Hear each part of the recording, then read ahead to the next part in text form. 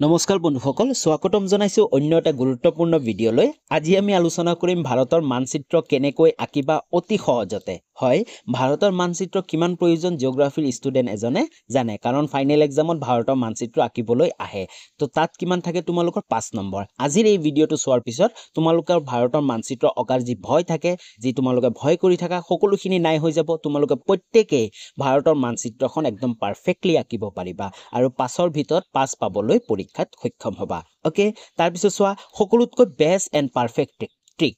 এই যি মই টেকনিকটো কম বা ট্ৰিকটো কম এই ট্ৰিকটো কিন্তু সকলোতকৈ বেষ্ট হয় আৰু পাৰফেক্ট হয় ট্ৰিক বহুত আছে বহুতো ট্ৰিক তোমালোকে দেখা পাইছা ভাৰতৰ মানচিত্ৰ অকা কিন্তু যেহেতু পৰীক্ষা তোমালোকৰ আঁকিব লাগিব পৰীক্ষাত আঁকিবৰ কাৰণে তোমালোকৰ পাৰফেক্ট হ'ব লাগিব কাৰণ 5 নম্বৰৰ কথা আছে হয়নে 5 নম্বৰৰ কাৰণে এই ট্ৰিকটো তোমালোকে সহজ পাবা আৰু পাৰফেক্ট হ'ব তোমালোকে ভাল এটা ভাৰতৰ মানচিত্ৰ আঁকিব পাৰিবা আৰু লগতে আজি আমি আলোচনা কৰিম কি বহুৱাব আহিব পাৰে হয় পৰীক্ষা তোমালোকৰ কিছুমান লোকেশন বহাব আহিব পাৰে 2012 চনৰ পৰা 2023 চনলৈ কি বহুৱাব আহিছিল সকলোবোৰ আলোচনা কৰিম আৰু সেইবোৰে বাৰে বাৰে ৰিপিট হৈ থাকে তো তোমালোকৰ আজিৰ এই ভিডিঅ'টো তোমালোকে 5 নম্বৰৰ কাৰণে গুটেখিনি তোমালোকৰ ক্লিয়াৰ হৈ যাব ভাৰতৰ মানচিত্ৰ লগতে কি বহুৱাব আহিব পাৰে সকলোবোৰ তোমালোকে গম পাই লবা আৰম্ভ কৰো তাৰ আগতে চোৱা ভাৰতৰ মানচিত্ৰ আঁকিম কিয় চোৱা যি তোমালোকৰ প্ৰশ্ন কাকতখন আহে 5 নম্বৰীয়া প্ৰশ্নবোৰ তাতেই থাকে আমাৰ এটা ভাৰতৰ মানচিত্ৰ আঁকিবৰ কাৰণে তাৰ চাৰিওসীমাত দেখুৱায় বহুত ষ্টুডেন্ট এনেকুৱা ভাবে যে 5টা আছে অপচন তাৰ ভিতৰত মাত্ৰ 3টা লিখিব দিছে তো আমি প্ৰশ্ন 3টা লিখি দিও কাৰণ ভাৰতৰ মানচিত্ৰ আঁকিবলৈ বহুত টান হয় বা পাৰফেক্ট নহয় কিন্তু এই ভুলটো নকৰিবা কাৰণ 3টা প্ৰশ্ন যদি লিখিব যোৱা তাৰ কাৰণে সময় প্ৰয়োজন হ'ব আৰু লগতে 5ৰ ভিতৰত 5 কোনো এটা প্ৰশ্ন নাপাবও পাৰা ওকে তো তাৰ কাৰণে যদি তোমালোকে ভাৰতৰ মানচিত্ৰটো পাৰফেক্টলি আঁকিব পাৰা আৰু লগতে যিবোৰ স্থান বহাব দিব পাৰে সেইবোৰ বহাব পাৰিলে তোমালোকে 5ৰ ভিতৰত 5 পাবাই পাবা ওকে তো এই ভিডিঅ'টো চোৱাৰ পিছত তোমালোকৰ ভাৰতৰ মানচিত্ৰ পুৰা পাৰফেক্টলি আঁকিব পাৰিবা তোমালোকে ভাল ধৰণে গুটেখিনি ষ্টেপ চাই যোৱা আৰু স্ক্ৰিনশ্বট মাৰি ল'ব পাৰা যে ষ্টেপবোৰ কেনেকৈ আলোচনা কৰিছো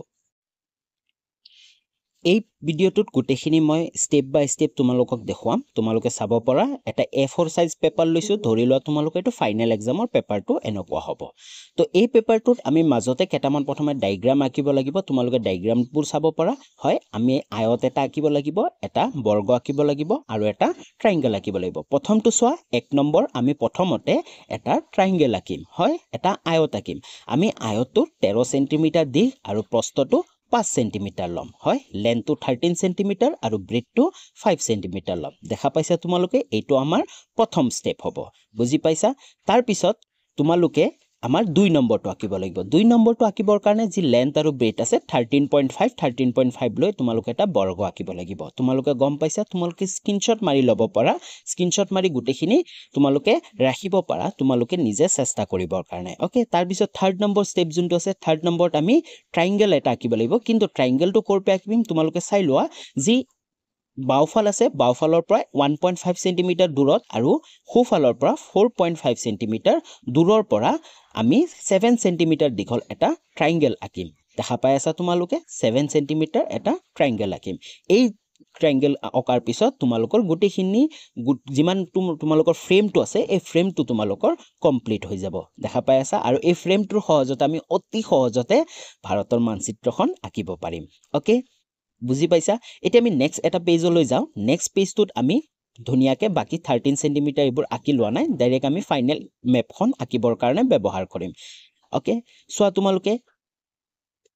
তোমালোকে এস আঁকিব পাৰা কিন্তু ইয়াতে আমি প্ৰথমতে উল্টা এস এটা আঁকিব লাগিব সোৱা উল্টা এস আঁকি দিলো আৰু লগতে এটো আমি কানেক্ট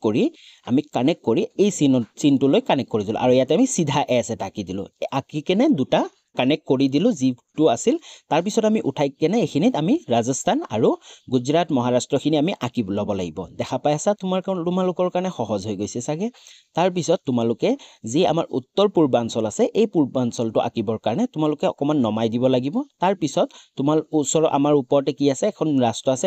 নেপালটো আমি কাটিব লাগিব কাটি কেনে আমি এখিনি দাৰ্জিলিং আৰু সিকিমখিনি আঁকি তাৰপিছত আমি আমাৰ নৰ্থ ইষ্ট উত্তৰ পূৰ্বাঞ্চলটো আঁকিম দেখা পাই আছা তোমালোকে আকাৰ পিছত আমি গুটেখিনি আনি কেনে এনেকে কানেক্ট কৰি দিম আমাৰ ট্ৰাইংগেল আছে ট্ৰাইংগেলৰ লগত আমি কানেক্ট কৰি দিম তোমালোকে দেখা পাইলা এতিয়ালৈ আমাৰ ভাৰতৰ মানচিত্ৰটো বহুখিনি পাৰফেক্ট হৈ গৈছে হয় যি জম্মু কাশ্মীৰ আছে সেইখিনি তোমালোক অকণমান ঠিক কৰিব পাৰিবা তাৰ পিছত আমি ডাইৰেক্ট ট্ৰাইংগেলৰ সহায়ত গোটেইখিনি এনেকৈ টানি দিম তললৈ তাৰ পিছত এইটো আমি অকণমান ভিতৰ পিন্ধি নিম অকণমান বাহিৰ পিন্ধি নি কেনে ভিতৰ পিন্ধি সোমাই গৈ ডাইৰেক্ট সিধা আমি একেবাৰে আমাৰ যি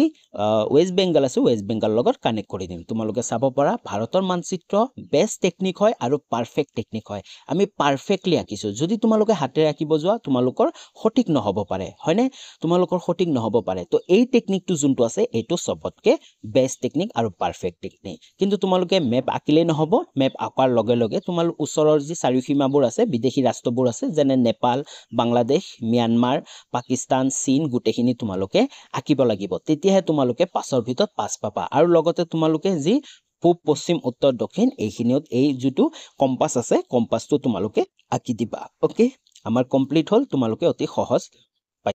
এতিয়া তোমালোকৰ কাৰণে ভাৰতৰ মানচিত্ৰখন অতি সহজ হৈ গল আশা কৰো সকলোৱে মানচিত্ৰখন আঁকিব পাৰিবা মই যোনটো টেকনিক কৈছো যোনটো ট্ৰিক কৈছো সকলোতকৈ শ্ৰেষ্ঠ ট্ৰিক হয় কাৰণ পাৰফেক্টলি আঁকিবৰ কাৰণে তো এনেকৈ যদি আঁকিব পাৰা আৰু চাৰিসীমাবোৰ দিব পাৰা তেনেহলে তোমালোকে পাঁচৰ ভিতৰত পাঁচ পাবলৈ সক্ষম হবা ওকে তো এতিয়া আমি আলোচনা কৰিম কি বহুৱাব আহিব পাৰে 2012 চনৰ পৰা 2023 চনলৈ কি বহুৱাব আহিছিল গোটেইবোৰ আলোচনা কৰিম প্ৰথমতে চোৱা ৰাজ্যৰ ৰাজধানী হয় তোমালোকে নাভাবিবা যে মাত্ৰ কেইটামানহে ৰাজ্যৰ ৰাজধানী বহাব আহিছিল নেকি নহয় কাৰণ এই যিবোৰ ৰাজ্যৰ ৰাজধানীবোৰ আছিল এইগিটা বহুবাৰ ৰিপিট হৈছে প্ৰত্যেকটো ৰাজধানীয়ে বহু বছৰ ৰিপিট হৈছে যেনে ভোপালটো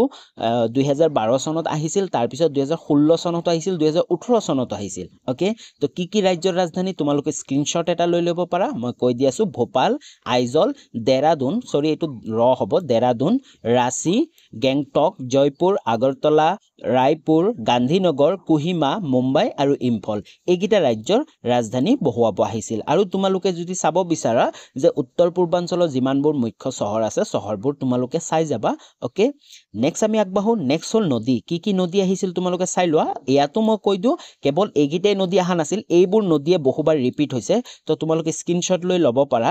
কি নদী চাই লোৱা নৰ্মদা জিয়াভৰালী তিস্তা তাপ্তি মহানদী গোদাবৰী বৰাক কপিলী আৰু সোৱণশিৰি এইকেইটা নদী ভাৰতৰ মানচিত্ৰত বহুৱাব আহিছিল ওকে নেক্সট কোৱেশ্চন নেক্সট আগবাঢ়ো নেক্সট হল তৈলক্ষেত্ৰ এতিয়ালৈ তৈলক্ষেত্ৰ মাত্ৰ দুটাই বহুৱাব আহিছিল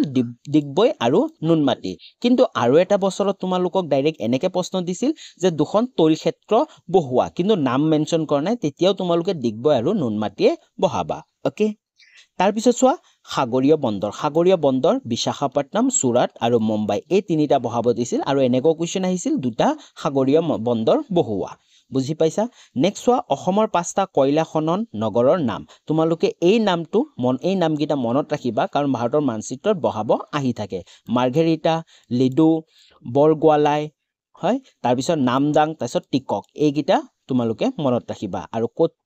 কোন ঠাইত আছে তোমালোকে মেপত ধুনিয়াকে বহাব লাগিব বুজি পাইছা তো আশা কৰো তোমালোকে ভাৰতৰ মানচিত্ৰ কেনেকৈ আঁকিবা গোটেইখিনি অতি সহজ পালা যদি সহজ পাইছা তোমালোকৰ পাৰফেক্ট হৈছে তোমালোকৰ হেল্পফুল হৈছে তেনেহলে তোমালোকে এটা কমেন্ট কৰি থ্যাংক ইউ ক'ব পাৰা আৰু তোমালোকৰ বন্ধু বান্ধৱীলৈকেও ভিডিওটো শ্বেয়াৰ কৰিব পাৰা আৰু তোমালোকক মই ৰিকুৱেষ্ট কৰো তোমালোকে ভাৰতৰ মানচিত্ৰটো আঁকিবা এই টেকনিকটো ইউজ কৰি ভাৰতৰ মানচিত্ৰ তোমালোকে কেইদিনমান যদি 2-3 দিনমান প্ৰেক্টিছ কৰা ঘৰতে তোমালোকৰ পাৰফেক্ট হৈ যাব ওকে আৰু বাকি তোমালোকে ডিসটেন্স যিমান লৈছিলো আমি সেইবোৰ মনত ৰাখিবা তোমালোকে পাঁচৰ ভিতৰত পাঁচ পাবাই পাবা ওকে তো পুনৰ লগ পাম নতুন এটা ভিডিও লৈ তেতিয়ালৈ বাই বাই